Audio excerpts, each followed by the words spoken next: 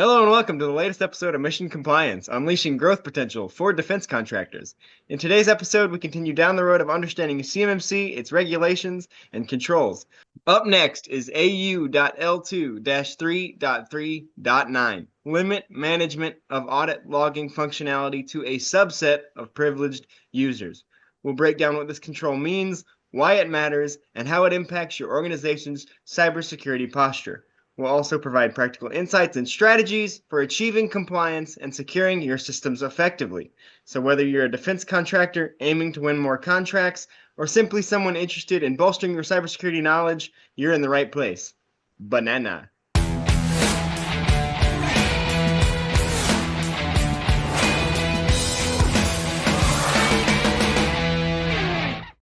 We're joined once again today by Mike Frieder, President of On-Call Compliance Solutions and a CMMC Professional Assessor. Thanks for joining us, Mike. Hey, always a pleasure, Roman. And Mike, before we jump in, I want to mention two things. For anyone not watching on YouTube and just listening on audio, if you're wondering why I just said banana like that, I am using a Minions coffee mug, so that's a little joke for anyone that can see us. The second thing is this is episode number 75, so this podcast has hit another benchmark. So how Wow. about that, Mike? Yeah. I mean, it's you know what, that's talk about a lot of amazing information we've covered in these podcasts, Roman. 75 episodes. 75 episodes. Obviously, the big number we're excited for is 100. We're getting there. You know, We're gonna, we're gonna it's have to it. figure out something to do to celebrate that. We should just wear party hats. I have a Burger King crown that I'm staring at right now. I could just come on wearing a Burger King crown, not sponsored, and we can celebrate. But and then also this is the final control in control family number 3. So we are making progress on that front as well. So with that being said, today, as I mentioned, we're finishing up control family number 3 by talking about limiting the management of audit logs to privileged users. So we've danced around the main subject of this podcast long enough. Why is this control important, Mike? Well, I tell you, Roman, this control in itself seems simple on the surface, and I think it is, but it's a greater it's part of a greater what do they call it, the sum is the whole is greater than the sum of the parts. I don't know, something like Yeah, yeah, that. yeah. And so the real theme of Control Family 3 is that you need to have, auditing and logging, and you have to have all of these various tools in place so that you can audit what you have going on and provide real accountability for the network. And, before we really get into the control, I just think it's critical to understand that this is a new layer for most network administrators, especially if you haven't been in defense before. It is not good enough to slap an antivirus or an endpoint management solution on a machine and call it a day. That's not going to cut it in the world of defense. You have to be able to figure out what actually happened when there are issues. And I think much like that, Control 339 really zones in or hones in, if you will, on the concept of limiting the number of people who can then go out and investigate when there is something that happened. So again, when you're limiting the management of audit logging functionality, what that really means is, hey, listen, your whole IT department shouldn't have access to the SIEM solution unless you're very small. Perhaps maybe middle managers should not have access to a system where all activity, is logged when it comes to security related items in an IT structure. So again, the overall principle is, hey, you've got a system that's going to essentially act as a surveillance system or a monitoring system, and there should only be a very small number of people who have access to that monitoring system. Why is that? Well, because if you've got an insider threat, an employee that's maybe rogue or going off the rails or something really wild like that, you definitely don't want that person to have access to the system that monitors their activity, or else how can you really count on the accuracy of that? Or how can you keep that secure if they decide to turn against you? So, for a lot of smaller businesses, this control is probably something that they look at and they go, this doesn't make any sense. And maybe it doesn't make sense if you're a really small business, right? If you're a four-person business, the CEO probably ought to have access to this. Maybe the IT guy should, and that's about it. But hey, that's half your company. If you're a 500-person company, totally different story. It's also why we really like to see these systems air gapped.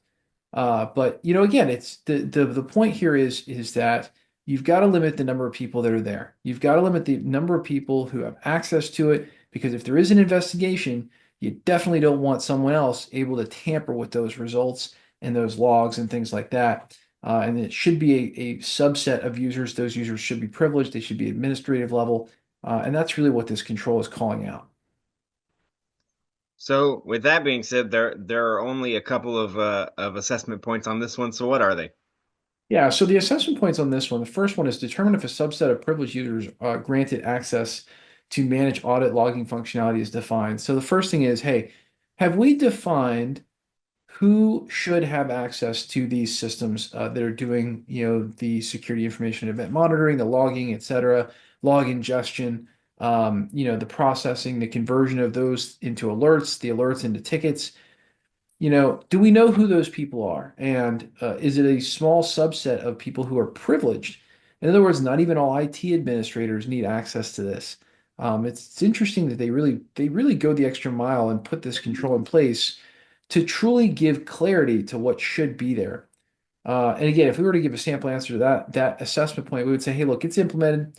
The SIEM solution is only accessible by specific authorized SIEM administrative users. Pretty straightforward answer. Again, it's really no nonsense. It is, hey, listen, if you don't have a reason to be in there, you shouldn't be in the system that's monitoring that stuff. The next assessment point, determine if management of audit logging functionality is limited to the defined subset of privileged users. You know what? Again, this would probably be implemented. The SIEM solution is only accessible by specific authorized SIEM administrative users. Again, not much of a difference in the answer. What's the difference between the two assessment points? Look, one is saying, hey, listen, there should only be a subset of people that have access to this. The other one is saying, determine if the management of audit logging functionality is limited to that defined subset of privileged users. So one is access to the system. The other one is management of the audit logging functionality specifically, because again, what you want to watch out for is somebody tampering with those logs. Maybe they're changing the time of day something happened. Maybe they're deleting that something happened. Pretty serious offenses if you're trying to go back and unwind some sort of a potential criminal act that could have happened in the IT system. So yeah, that's what it's looking for. Again, the idea really is you should have your security of information and event management system, your audit logging systems, all those different systems should really be limited to the minimum number of users possible. And those should be higher level users that have privileges, to get things done. And it seems pretty obvious, and this is not one of our main questions, but I just decided to throw this one in here. You mentioned that without these safeguards, without it just being a certain group of privileged users, that someone can go in and delete something that can change the time that something happened. Why would that be a bad thing? Just Yeah, for our audience.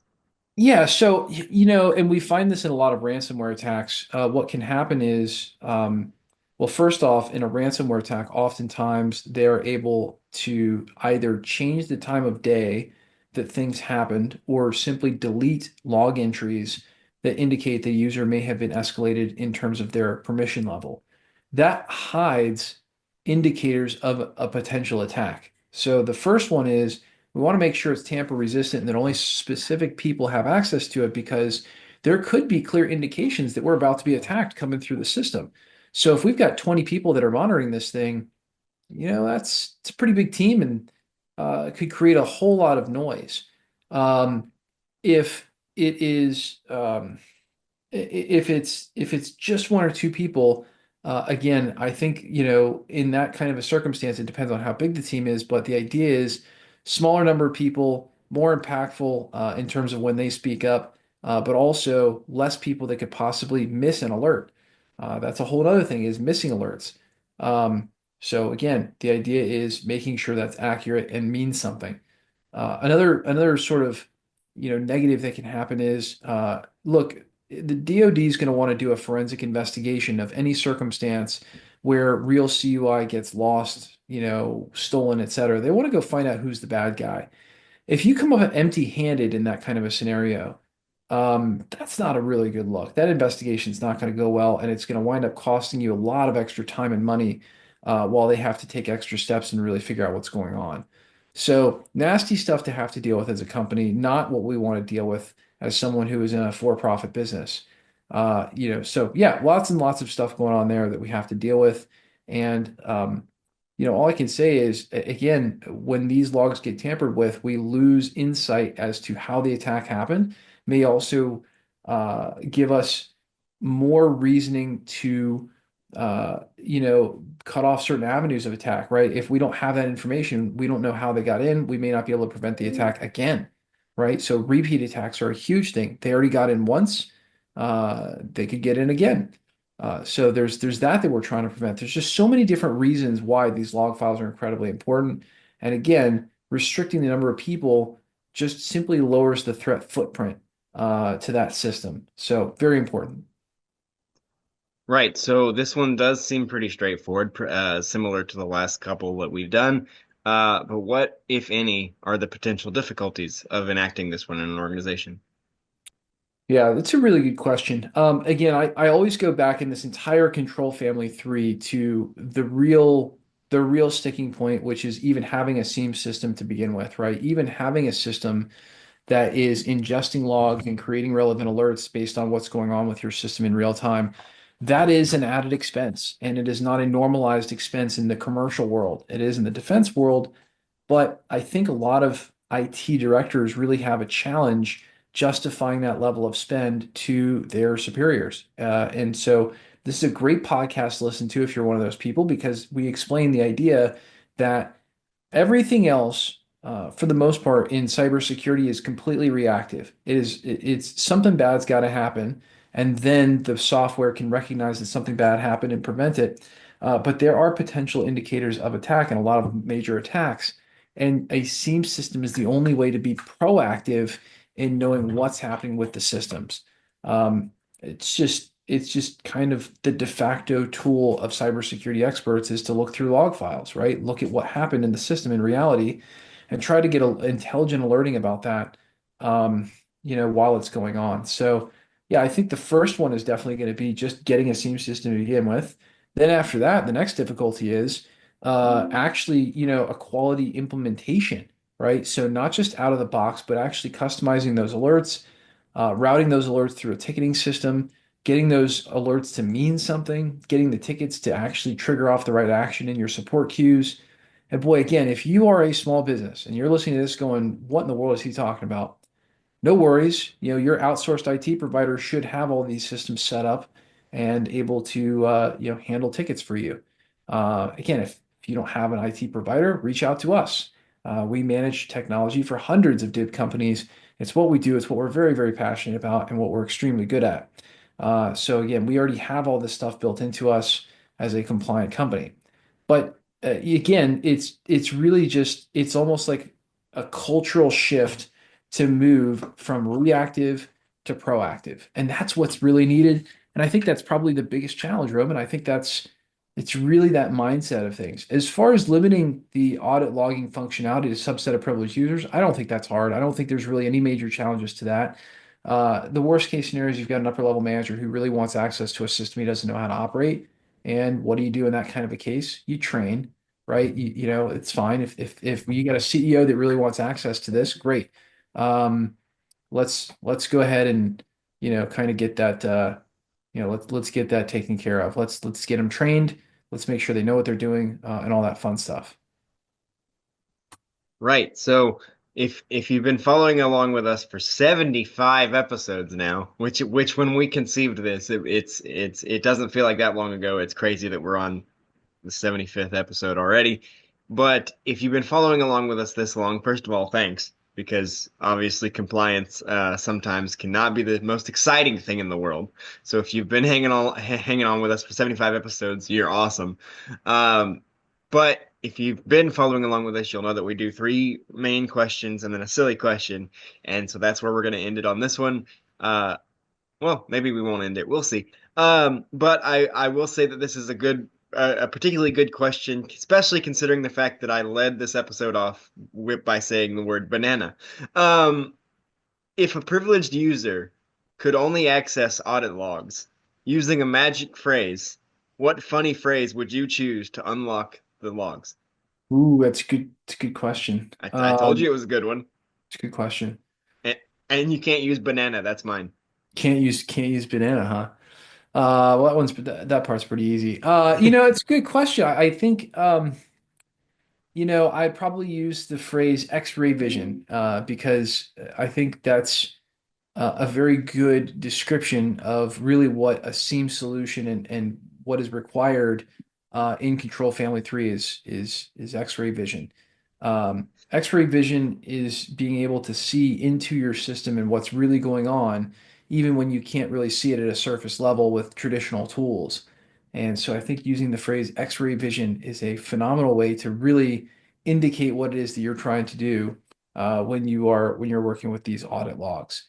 So yeah, we can go with that one, and I think that would provide a pretty good indicator of what we're after. X-ray vision, I like it. So I want one more question because I just can't tear myself away from this podcast. Um, this is the end of Control Family number 3, which is labeled in the guide under Audit and Accountability. But if you look ahead to Control Family number 4, it's also labeled under Audit and Accountability. So, just to give our audience a quick something to look forward to in just a couple sentences, can you summarize what we have to look forward to with Control Family number 4, and maybe how it differentiates from Control Family number 3? Yeah, so Control Family 4 is configuration management. And configuration management is something that has to be audited, and there has to be accountability for how you keep track of configuration. So it's again, the idea is that the two families are kind of linked together a little bit. But Control Family 3.4 is going to be configuration management, where we talk a lot more in depth about the existing configuration you have or the future state of that configuration, and how we have to do things like documentation and keeping that documentation up to date.